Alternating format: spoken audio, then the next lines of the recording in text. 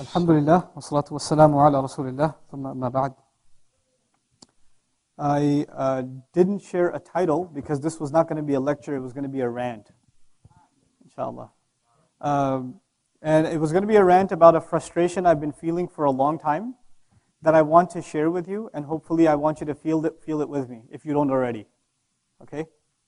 Alhamdulillah, thumma alhamdulillah, I've gotten a chance to get intimately close to a good number of communities all over the country. And I've noticed a serious contradiction. You have a town like Houston, and you have Muslims spending more than almost 3 weeks studying Islam day and night in one part of it. And not too far from here, maybe within a 1 mile radius, you have Muslims doing things I can't say here. And it's the majority. You have masajid where people are coming for Jumu'ah prayer, and they have some serious problems. Like, when I say serious problems, I'm not just talking about theological issues, which are serious. I'm not just talking about issues of ignorance in terms of knowledge. That's serious too. I'm talking about serious psychological problems, serious family problems, drug, alcohol, you name it. They're coming to Friday prayer. And the one place that's supposed to give them their solutions, guess what? It's not. We're going across the country, and subhanAllah, it's a gift of Allah that masajid have now become a part of the American landscape. Masajid are incredibly, we've got large multi-million-dollar properties. I mean, we're huge. And subhanAllah, how we've been able to raise those funds. Because usually, the masjids in the world landscape, they are government-funded projects, or they're public projects. These are privately funded institutions that are being built all over this country. And yet, these same masjids are not equipped, not nearly equipped, for the most part, to deal with some of the most basic problems of the Muslim community. I'm going to share this problem with you at 3 levels. First, I'll just talk about the youth. Just the youth. I would argue, theoretically, that there are 3 kinds of youth, Muslim youth. There are 3 kinds of Muslim youth. There's the you kind of youth. You know what that means? They're somehow identified as religious. They're attending religious programs and they're learning in whatever capacity. They're attending some sort of a halaqah. They have some sort of a relationship with an imam or two, right? They're watching videos on YouTube, downloading MP3s off the internet, reading articles, books, this and that. Blogging on religious websites, asking fatwa questions, that sort of thing. Religious youth. On the other end of the spectrum, you have the messed up youth. Who are these guys? These guys are Muslim too, but you wouldn't know. You would not know. And the things that you say astaghfirullah to, the things that you pass by and you say la hawla wa la quwwata illa billah, that's nothing for them. That's just the beginning. They are up to some really bad stuff. Really bad. And it's so bad that if I sit, and we've actually done this in Virginia when I was there, you sit down with a couple of imams and you explain to them what the youth are doing. You take a couple of messed up youth that you can talk to, you bring them over, and you say, why don't you, Mr. Messed Up Youth, tell Mr. Imam here what you guys are up to? And the imam refuses to believe it. No, come on, that's impossible. Does that even exist? Yep, that exists. It's a scary reality. That is the messed up youth. And then there's the middle youth. You know who they are? They used to be party animals. Then they somehow accidentally stumbled upon an MSA. Or accidentally clicked on a YouTube video. Or one of their friends became religious or something. And so they're kind of, sort of inclined. Maybe they'll put a hijab on sometimes. Maybe they'll let it grow for a couple of days. Right? But then they sometimes drift back, then they get pulled here. They're sort of in the middle. They're good kids. They're good kids. They're not as bad as the messed up youth, but they're in the middle. So you got 3 kinds of youth. You know what my theory is? My theory is most of us were messed up. Illa masha'Allah. Most of us were messed up. And then slowly we started transitioning. And eventually we became what you could call religious youth. A lot of us, okay? We became I'm not saying you're good people. I'm just giving a social term, okay? I don't know the state of your iman, and you don't know the state of mine. But we became religious. And when youth become religious, you know what happens? The way they speak changes. The things they like and they dislike changes. The friends they keep company with naturally changes. Because how do you make friends? You make friends based on common social activities, right? So you're not hitting up the movie theater, you're not going to the club anymore, you're not hanging out with your non-Muslim friends who curse, all the time. So obviously you found new friends at the masjid, you found friends among students of knowledge, etc., etc. So your culture changed. Your culture went through a paradigm shift. And this change, you know who started noticing this change in you? Your family. We'll talk about that a little later.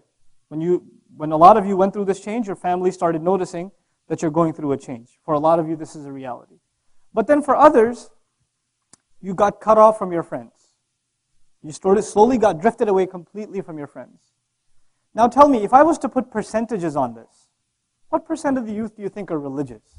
Just throw a number out there. You're very generous. I'd give a fraction of a percent. I'd give a fraction of a percent to religious youth. I'd say about 10, 20% at the most would be the kind of sort of convention youth, right? Those youth. And then I would say probably the vast majority of Muslim kids, Muslim youth, are messed up. They're entirely messed up. And they have little to no exposure to Islam. But you know the gift of Allah to us? The gift of Allah to us is even the messed up youth, a good number of them show up to Jummah prayer. Even they show up to Jummah prayer. Now, this event has a tuition. You have to make a sacrifice to come here. You have to take a flight. You have to book a hotel. You have to make arrangements to be here. If there's a program at the masjid, flyers have to be passed out. Facebook events have to be made. Emails have to be sent out. People have to make phone calls, encourage each other to show up. How many flyers are sent out for Jummah prayer? Any Facebook event for Jummah prayer? Coming this Friday. Nothing. Nobody else. Who's the khatib? I don't know if I'm coming this week. I don't know who the khatib is. The khatib could be the kind of khatib that makes you want to bang your head on a wall. You'll still go. Allah created this institution for which it's a national convention of the Muslims every week. Allah designed it so that Muslims can stay in touch with their religion, no matter how messed up they get. There's still something there. So now I want you to appreciate what a strategic role, what a critical role the khutbah plays in the life of a community. I'm giving you reality. I'm giving you just realistic, personal experience stories. Kid shoots up some drugs in the parking lot of the masjid in his car, sniffs it up, then comes to Jummah prayer. He comes there. And he's listening to a khutbah about some technicalities that were discussed in the 8th century or the 12th century. Or he hears names of 18 scholars that this young guy who's a student of knowledge, he learned all this knowledge, so he's got to regurgitate it somewhere. So guess where he finds the opportunity to regurgitate his knowledge? At the minbar. He's going to let people know how much he learned. Right? Does anybody in the audience care? Nope. And then you know what else the youth does? The youth brings up, and some of you are not going to like what I'm going to say, but I'm going to say it anyway because it hurts my feelings. Only because of that. And I'm seriously concerned. The religious youth are of different ideologies. The religious youth belong to different ideologies. And because we're youth, and before we were youth, it was this gang versus that gang, Lakers versus Knicks or whatever back in the day, Bulls versus whatever, Spurs. But after Islam, after you became religious, guess what it became? This school versus that school. This theological understanding versus that theological understanding. This many tarawih versus that many tarawih. This masjid versus that masjid, this imam versus that imam, etc. This speaker versus that speaker. Don't listen to that guy, he'll send you to hell. Don't listen to that guy, he'll send you to hell. Oh man, you listen to that guy? Oh, you're going to hell too? Okay, then I don't want to talk to you anymore. We created this. Not based on knowledge, most of it. Most of it is based on just immature rhetoric. Immature garbage. So we brought this where? The tragedy is we brought this immature nonsense to the minbar. We brought it to the minbar. So, in essence, I went to business school, so I'm thinking of it from a marketing business point of view, okay? Here we are, a fraction of a percent, debating and fighting each other over territory over how much of the Muslims? That fraction of that 1%, while the rest of them can forget. Who cares? Who cares about them? I don't even care. We have forgotten that they even exist. Our debates, our blogs, our discourse is relevant to a small minority. You should be grateful that you're even having that discussion. The vast majority of people are gone. They are out there.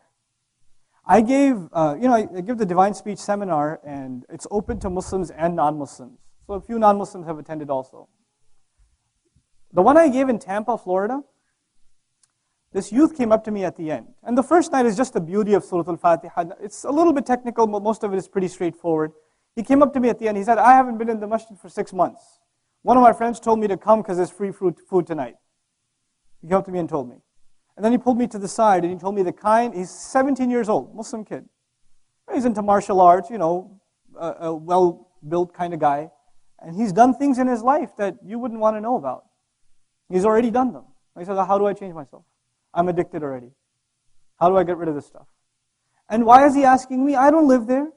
I'm just coming to visit. Who should he be asking this question? Who should be there for him? Imam of the masjid. The youth group of the masjid. The knowledgeable kid. The youths. You guys. What's your job? You're the ambassadors of Islam.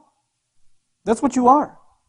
Now, the warning label I present to you is what you learn at an advanced level, like even the lecture on Balagha, what you learn at an intermediate advanced level is not there that you regurgitate it to the masses. That's a mistake.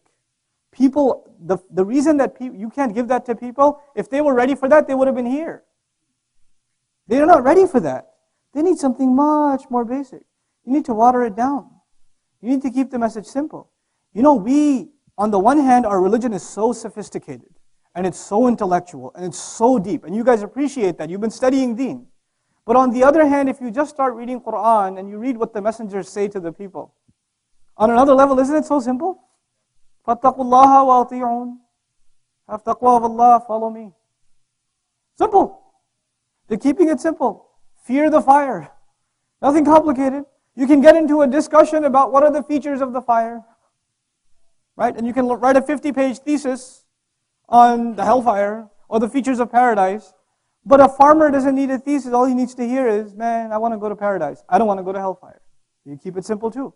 What have we done? We've done this injustice to our own. Number one, we've done this injustice to our own. Now here's a strategic plan of action. Brothers and sisters, please listen to this carefully, inshallah. And make up your own strategy. This is just some things that are rattling around in my mind. The religious youth, once they become religious, they create a certain kind of language and culture which automatically cuts themselves off from the not-so-religious youth. And especially cuts themselves off from who? What's that third category? The messed up youth. Completely cuts themselves off. Okay? Who's supposed to reach them? On the one hand, we talk about da'wah to Islam, bringing new Muslims in, which is an obligation. On the other hand, our own are leaving by the floodgates. They're becoming religious by the trickles, and they're leaving by the whole faucet is open. It's gushing out. So it's counterproductive to not be concerned with the loss of our own. With the loss of our own. Now, how do we do this? How do we do this? First and foremost, don't expect the people to come to you. You have to go to the people. You have to do that. You have to start thinking like that. And you know where the people are? Let me tell you where the people are. They're not in nice places. They're at the shisha place. They're at the pool place. They're playing at the ballpark where the guys use foul language all the time. Right? They're at those places. I'm not saying you become one of them, but you know what? Those are the members of this ummah. And when they said, La ilaha illallah at any point in their life, they become more beloved to me than what blood makes, the connection that I form with blood. This is thicker than blood. We are concerned about them. We love them for the sake of Allah. We start thinking in terms of amr bil ma'ruf and nahi anil munkar. We start bashing and cursing the Muslims who sell alcohol or who own the haram businesses or that do haram things on the internet, etc., etc. Did anybody stop to think, maybe I should try and save this person? What if this person was your brother? What if this person was your neighbor? What if it was your best friend? Would you just hate on them just like that? Right? We don't have love for this ummah. We're too quick to pass judgment on them. We have to, find a way to start pulling them in slowly. Pulling them, and you can't do that until you treat people like human beings. You can't do that. If you treat them like evildoers, or just, this labeled fasiq or, deviant or whatever else. Their aqidah is messed up, forget them. No, no, no, no, no. These are the assets of this ummah. Allah gave them the blessing of La ilaha illallah because Allah sees something in them. And Allah gave us whatever He gave us, whatever concern He gave us, because He expects us to do something with it. He expects something out of us. So this is the first thing I want to, at least, there should be a discussion in your circles. I can't give you the answers, I can at least give you the problem. In your own circles, there needs to be a discussion. How do we reach out to these youth? How do we work with them? I'll give you a couple of interesting stories. There was a youth group, I won't mention where it was, that had messed up kids too. Because they used to play basketball, and they used to go out and hang out later on, eat at the restaurant, nothing religious for a while. And the guy running the youth group was very religious. And I told them, just run the group, man. Just don't worry about teaching them anything. Just run the thing, right? And the masjid has a ball gym, a basketball gym. So they come in and they play ball, they're playing late at night, they're using filthy language in the masjid gym. If an uncle sees it, especially a desi uncle, what's going to happen? Oh, forget about it. Yeah, so he's like, get out of here, and don't come back. Hey, what kind of masjid? Right? Now, tell me this guy with tattoos all over his body, rings in places you wouldn't want, playing basketball, you curse him out, where's he going to go? What's the next step? If he's not here, he's at the club.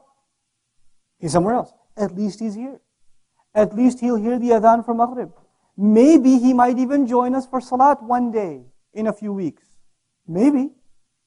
But somebody has to treat this person like what first? A person, a human being. Someone worth, saving. Or at least that they should be given the message in a decent fashion. That they deserve that much. Now, I'll give you another example, just what's going on at the masajid. Ramadan 2 years ago. A guy, totally drunk. I mean, this guy is drunk. Muslim guy, walks into the masjid during Taraweeh prayer. Can't even stand straight. Guess what happens next? They kick him out. Dude, he came to the masjid. Does that tell you something? Does that tell you that he's trying to seek help? Does that tell you he's trying to quit? Why would he bring himself in the middle of humiliation? Why would he do that? He needs help. The only help you provide was curse and yell and a'udhu billah and kick him out. This is what we do to Muslims. Imagine what we do to non-Muslims. This is a Muslim. Now I'll give you a non-Muslim story. You may have heard this one on a video somewhere. True story again. So this guy, he's a Vietnamese guy. He's Muslim. And his co-worker is an idol worshiper. Vietnamese have a lot of different idol worship sort of religious traditions. And he's one of, I forget which one specifically. But the co-worker, the idolatrous co-worker says to his Muslim co-worker, hey man, I want to come with you to your worship on Friday. So the guy keeps putting him off, no, I don't know, I don't think you're ready. But he keeps insisting, so he takes him to the masjid. So they go to the masjid. And they go to the masjid and he looks around and everybody's making ruku' and sujood and qiyam, everybody's making sunnah. It's before Jumu'ah time. And he says, man, where's the statue? Because everybody's kind of doing this stuff, but I don't see any statue. He says, no, we don't have a statue. You can't, put an image to the master of the world. He's beyond images. That would be putting a limit on him. He says, that's amazing. How do you pray to this God? He says, just like these people are praying. So he sees people doing what? Qiyam, ruku', sujood. He said, I get it. He went down like that. Guess where he learned that from? From his own religion. Right? So this brother sees this from a distance. His brother sees it from a distance. In the spirit of Amr bil Ma'ruf and Nahi Anil Munkar, he gets up, he comes over, grabs the guy by the shirt, drags him outside the masjid, throws him out and says, until you learn to make the salah according to the sunnah, don't you come back. We at the masjid level are not ready to deal with the people that need our help. We're not ready. What if a woman inappropriately dressed walks into the masjid? What's going to happen? What if a guy that's covered in tattoos, like some MMA fighter or something, walks into the masjid? The elders in the masjid say, oh my God, the Dajjal came so early? All hell will break loose. We're not ready to deal with people. What da'wah are we talking about? What are the da'wah centers? You don't need to build a da'wah center. They're already built. What are they? It's the masjid. And who are the da'is of the masjid? The students of knowledge, the youth. They are the eyes and the ears of this ummah. They are the faculties of this work. You. So you have to understand, number one, the critical role that you're in as far as the work of this ummah is concerned. But I want to bring it closer to home. Remember I said when you turn a religious leaf, who starts noticing you're changing? Your family. Let's talk about that a little bit. So your family starts noticing that you're not taking that thing off your head. Your family also starts noticing that it's getting a little fuzzy out here. And your friends have the fuzzy stuff too. Your friends changed. You don't hang out with those other boys anymore. So your mom gets a little concerned. She says, I want you to be Muslim, but not Muslim. This is not why you came to America. Right? They get concerned. The mother says to the daughter, the father says to the daughter, who's going to marry you looking like that? We don't do this like that in our family. Why don't you act like the rest of the family? What's the matter? You're embarrassing us. We can't take you to the wedding looking like that. We can't take you here. You face this? You know people that face this. In other words, what's happened is the people that are trying to hold on to any strand of the religion have become the outcasts of the ummah in their own homes. They have become the outcasts, and you're the weirdos. This is the weirdo convention right here. We are the outcasts of our own families. We are the objects of ridicule. You go to the Eid gathering for most of you. Oh, Maulana is here. Issue me the fatwa, huh? So is this haram too? Is that haram? Remember last year when you used to be partying with us? What happened now? All religious now? Okay, we get it. We understand. You become the object of ridicule. And through you, Islam. And when you hear Islam being made fun of, or halal and haram being toyed around with at the end of a coffee table, what happens to you? Young Muslim? Grrr. And when that happens to you, what do? Astaghfirullah, this is a bid'ah, your aqidah is messed up, oh, you're following your culture, not the religion, slam the door, walk out. And then your parents come back to you and say, oh, so this is what the religion teaches you, right? Talk to your parents like that? I got you good. I got you on lock. Understand this. When you become serious about the religion, be mentally prepared. Some of you are blessed with, very good families, alhamdulillah, but many of you have this trial. Or you know people who have this trial. One of the worst things in our deen, is so much as talking back to our parents. Right? Now know this as a reality. I see a lot of young faces here, so I say this. Know this. Your father, for the sons here, your father knows exactly what to say to get under your skin and make it burn. He knows exactly what to say. And he knows that it burns too. And he says it anyway. You know why? Not because he hates you, because he wants to see what you're going to do next. He wants to test your patience. And if you do snap, if you do flip out, he's going to say, aha, this is what the religion teaches you. This is what that imam's been telling you. This is what that ilm samit. That's what's going to happen. You come back with a B in your calculus class. Guess what's going to be blamed? Your religion. Your religion. You lose your job. Guess what's going to be blamed? Your religion. By who? Not the non-Muslims. Your family. This is because of that face of yours. This is because you're always going to the masjid. That's why they probably fired you. This is why you failed. In other words, all of your successes will be overlooked, and all of your failures will be attributed to psychological war inside your home. It's a psychological battle inside your home.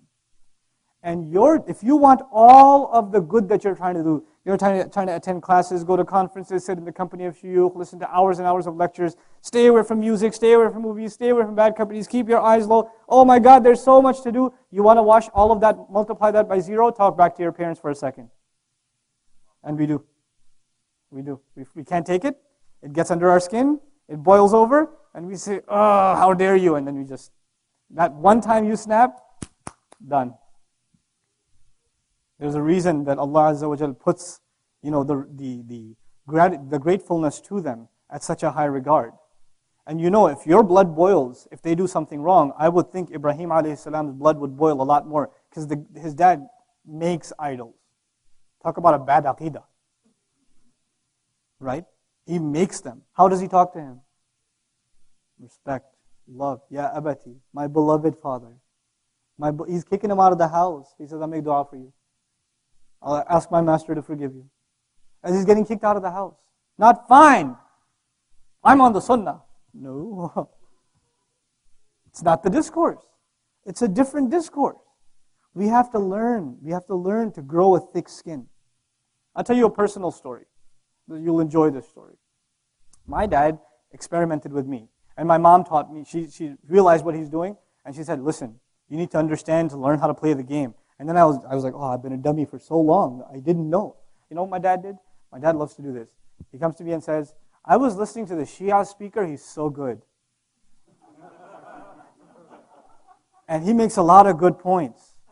And he just goes on and on talking about the Shia guy and, how they have really good arguments and stuff. And I'm cringing, and my face is turning colors. And then my mom told me how to play the game. So the next time he came up to me and said that, I said, yeah, I heard him. He's awesome. I mean, his arguments were unbelievable. My dad says, don't listen to him.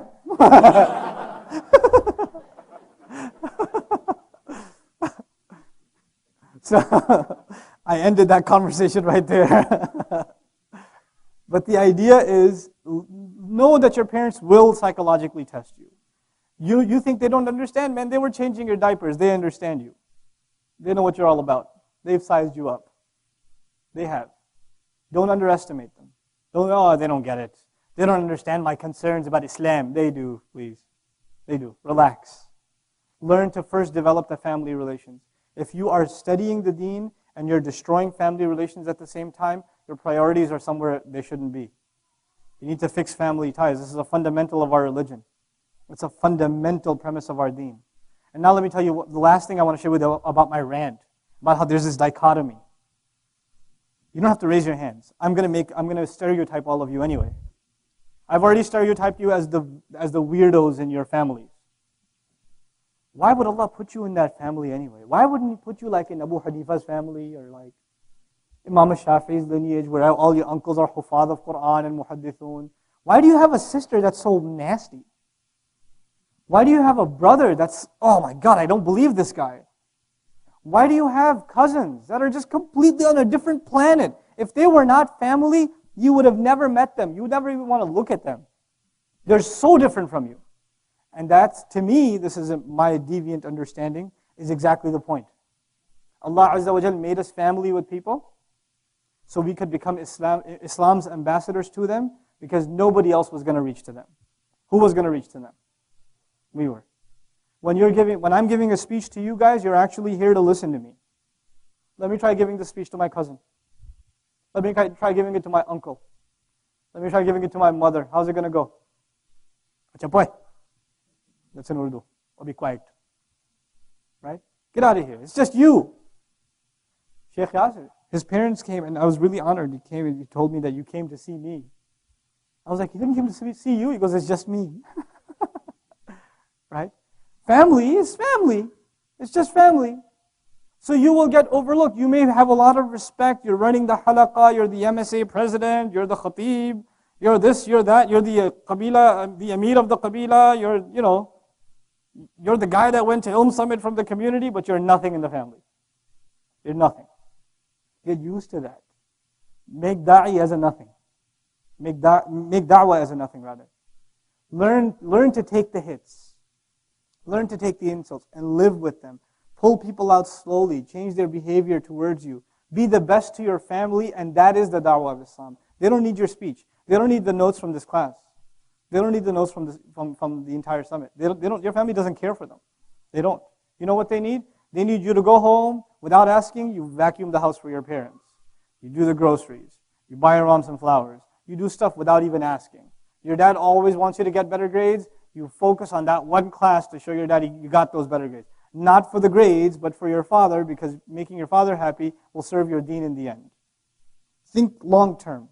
Think long term. Start thinking about the relationship with your family. I've noticed too often, young Muslims that are serious about religious learning are overlooking family obligations. They're overlooking family obligations. And this is the bigger problem. And the second tier problem is that they're becoming self-righteous without realizing it. What does that mean? They see other Muslims that are in the rut. They see other Muslims that are in the haram. And they assume somehow that they are what? They're better, or at least they're not doing that. Astaghfirullah, I wouldn't associate with those people. Where were you 2 years ago? Were you not there? Who pulled you out, right? Who pulled you out? Allah Azza wa Jal mentions this in the Quran. The ayat of the journey of this ummah. يَا أَيُّهَا الَّذِينَ آمَنُوا اتَّقُوا اللَّهَ حَقَّ تُقَاتِهِ وَلَا تَمُوتُنَّ إِلَّا وَأَنْتُمْ مُسْلِمُونَ. Taqwa was the first thing. You developed taqwa inside you that brought you to this concern about not dying unless you are what? Unless you're Muslim. And then what held you on to this taqwa was the next step. وَاعْتَصِمُوا بِحَبْلِ اللَّهِ جَمِيعًا. But then when you hold on to this rope, which is the book of Allah, what is the next instruction? وَلَا تَفَرَّقُوا. Don't divide among yourself. What did we make as an easy observation about religious youth? What happens when they get religious immediately? Division is the first thing that's associated with them. لَا تَفَرَّقُوا. وَاذْكُرُوا نِعْمَةَ اللَّهِ عَلَيْكُمْ. You know what should be the public discourse? Here's the ayah. Make mention of the favor of Allah upon you. Be positive. Make mention of the favor of Allah upon you. إِذْ كُنْتُمْ أَعْدَاءً فَأَلَّفَ بَيْنَ قُلُوبِكُمْ فَأَصْبَحْتُمْ بِنِعْمَتِهِ إِخْوَانًا وَكُنْتُمْ عَلَى شَفَا حُفْرَةٍ مِّنَ النَّارِ. You all were at the very edge of hell. That's where you were. فَأَنْقَذَكُمْ مِنْهَا. Then He rescued you from it.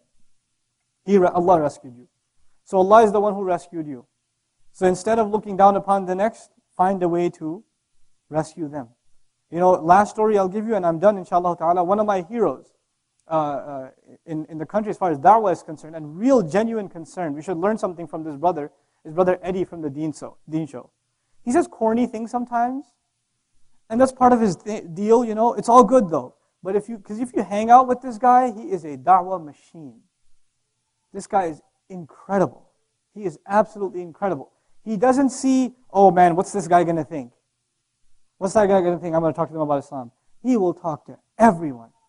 I mean, I was walking around, just walking down the street with him, and there's this guy in a wheelchair, and we're just waiting, just standing there waiting to cross the street. He turns over, man, don't you think we should just worship one God?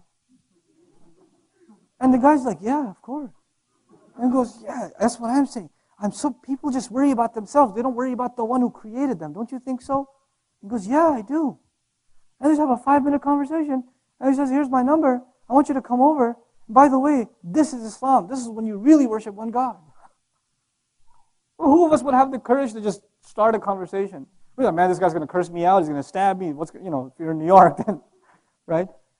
What else might happen? But subhanAllah, he doesn't see, what might happen. He sees that he has a message to deliver. Genuine concern.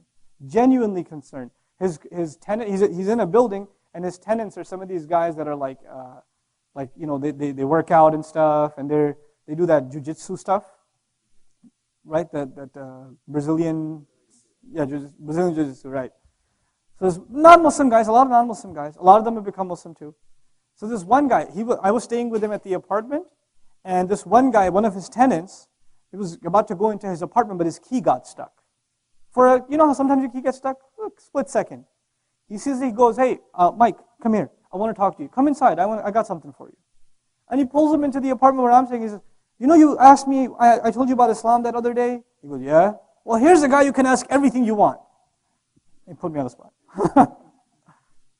And this guy, the guy I was talking to, apparently he wanted to be an MMA fighter. Chopped up like this. Literally tattoos everywhere. And he wants to know about Islam. Before passing judgment on who he is, just deliver the message. I know brothers that were skinheads. They got their tattoos in prison. They went to jail for killing black people, or allegedly killing them or something, or violating their rights, etc. In the most horrendous ways. And when they got released and took Islam, now he has an African American wife, 8 kids. Right? Subhanallah. Don't pass judgment. Don't pass judgment. Don't pass judgment. This is the number one problem we're having. Undermine that discourse. Make that discussion about the ideological clash, make it irrelevant. There are bigger fish to fry. We got bigger problems. There's a serious reality outside we have to face in our family, among the youth of the Muslims, and then talk about the Muslims at large. May Allah Azza wa Jal just give us a sense of perspective and concern for the rest of this ummah.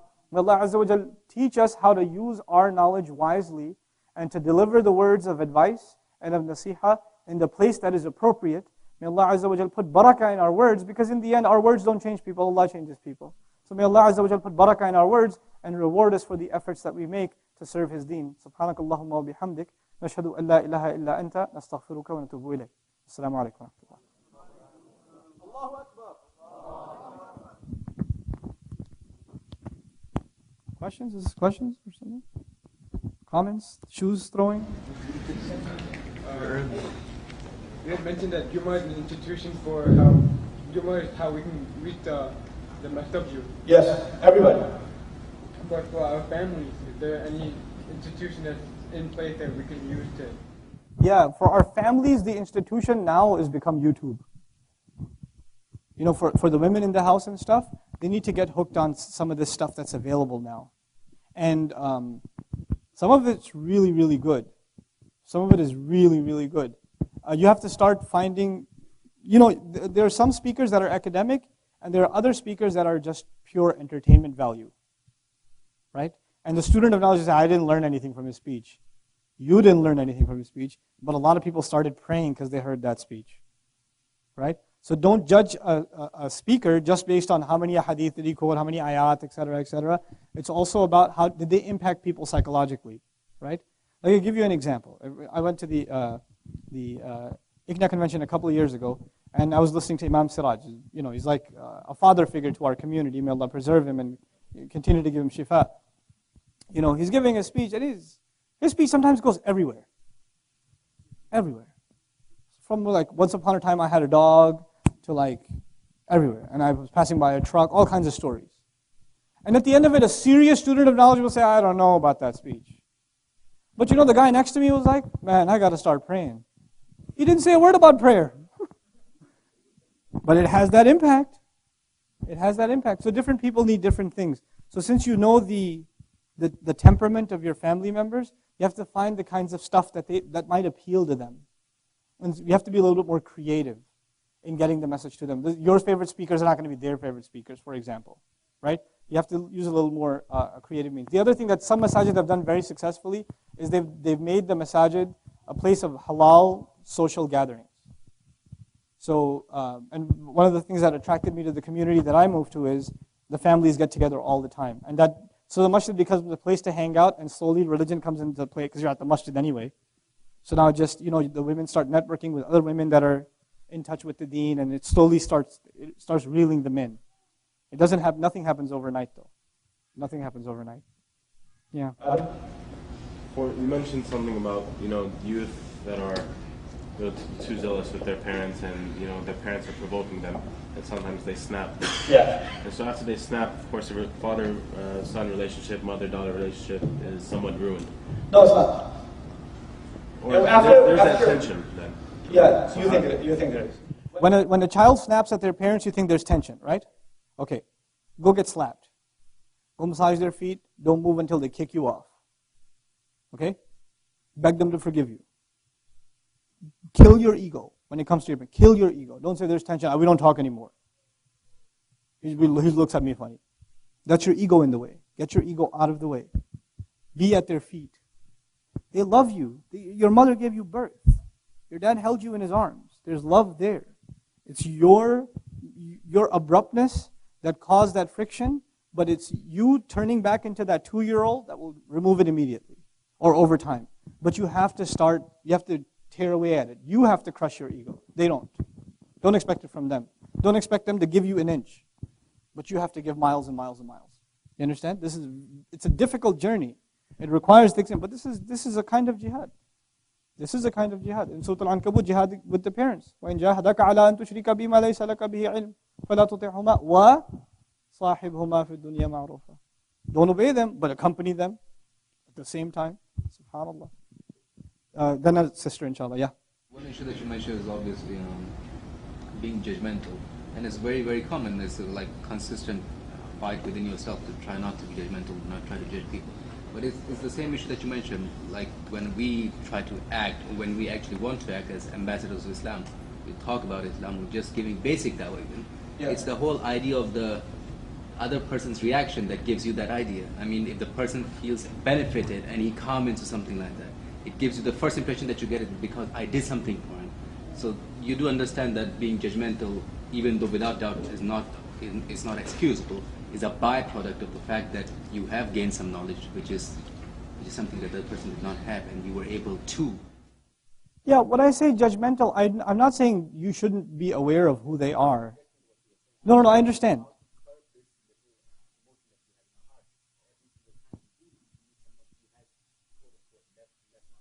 We do size them up, basically. We size people up. That's fine. But we don't judge what's in their heart. We don't judge their potential. It's okay to size somebody up and say, okay, this guy doesn't know much. I better talk to him this way, this way, this way. This person seems to have this kind of problem. You could, this is part of basira, and this is part of having insight, and this is kind of like, knowing your audience. So part of that is passing some sort of judgment.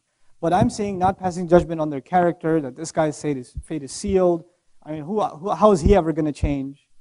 How is he ever going to, come on, seriously, this guy? No, don't pass that kind of judgment.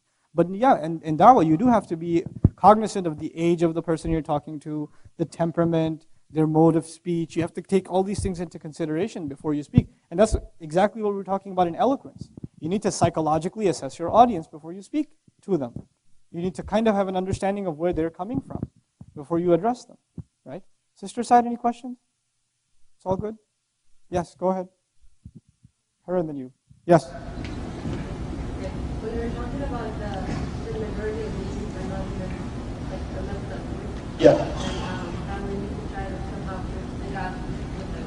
I know you mentioned that you don't have the solution, it's like how to reach out to them, but I think I know in our community that's always been a major concern because.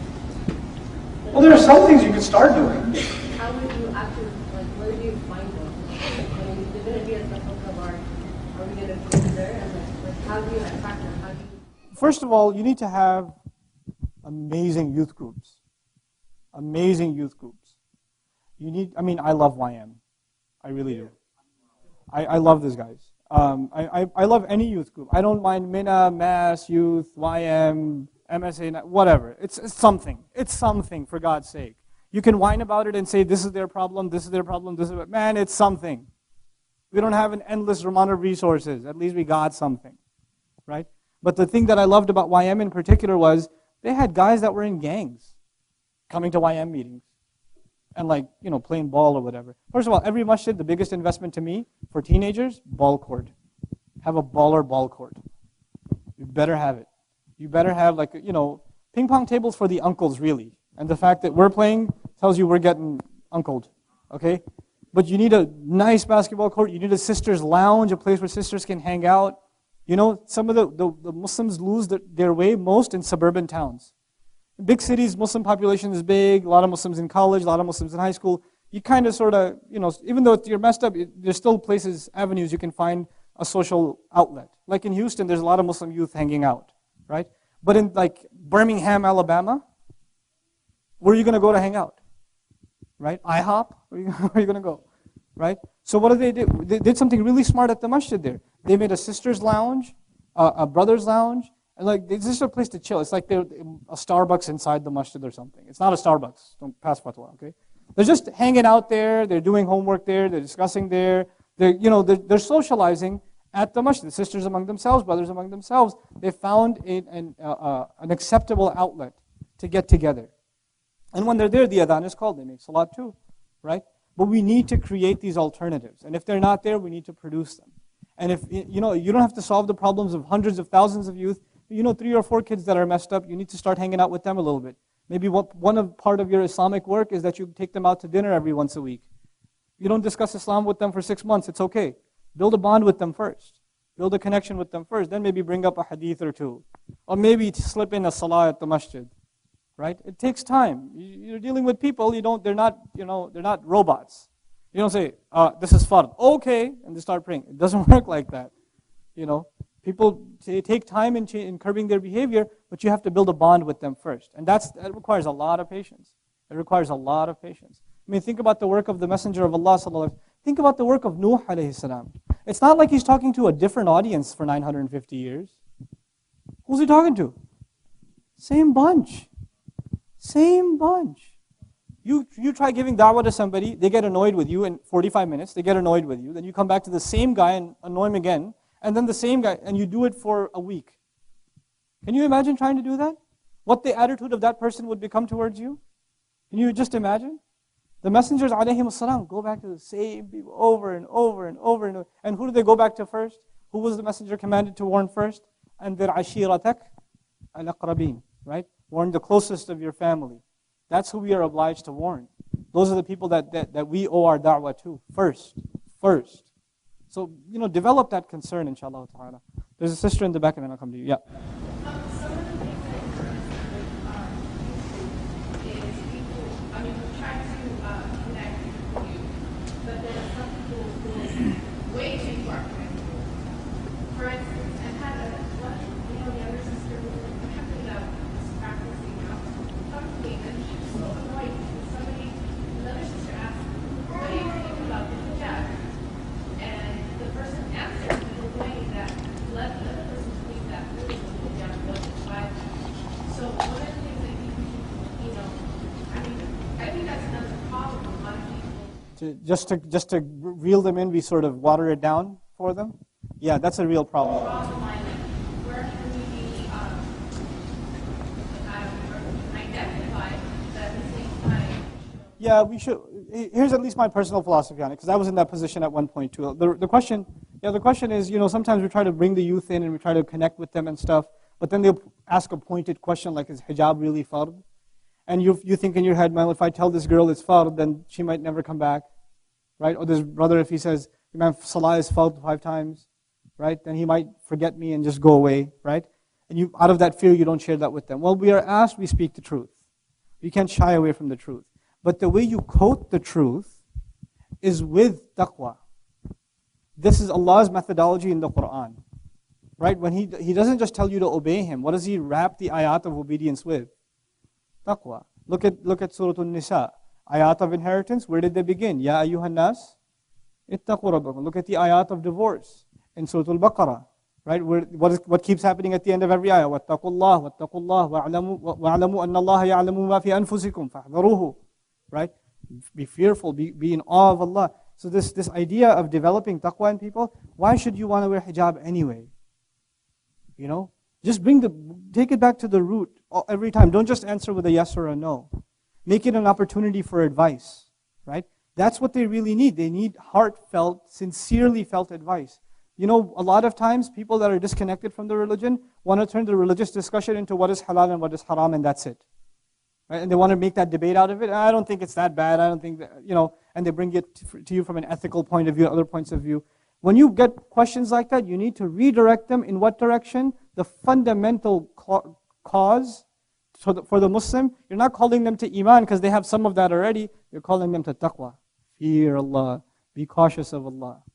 You find a way of instilling that fear and that awe of Allah. He's done so much for us. What should we do for Him? What do you think? So you put it in a psychological way. You don't necessarily try to intellectualize the issue.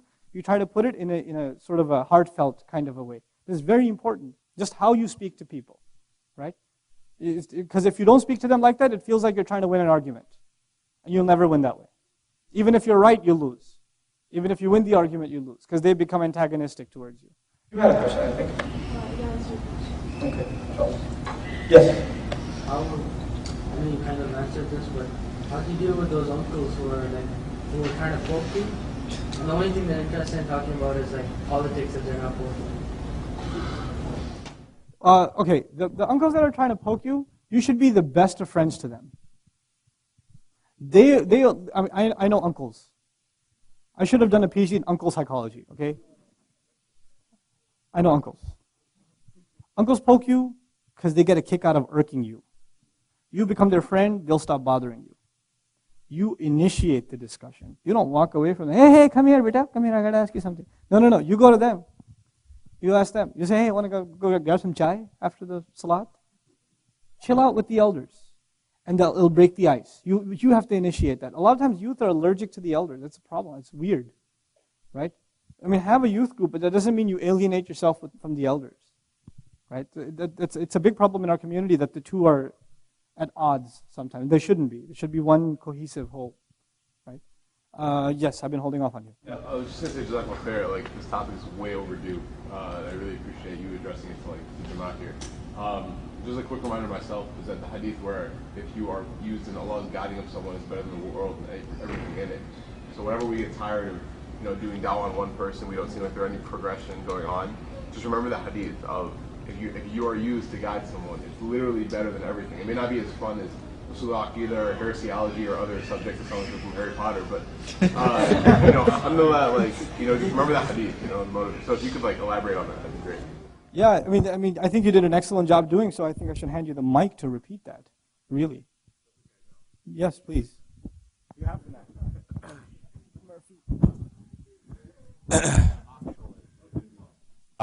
No, I was just saying there's a hadith that my friends and I, when we were in this youth group, and we kind of talk about how we do da'wah to these kids, and we say that we each pick one kid or one or two kids, and we try to focus on them.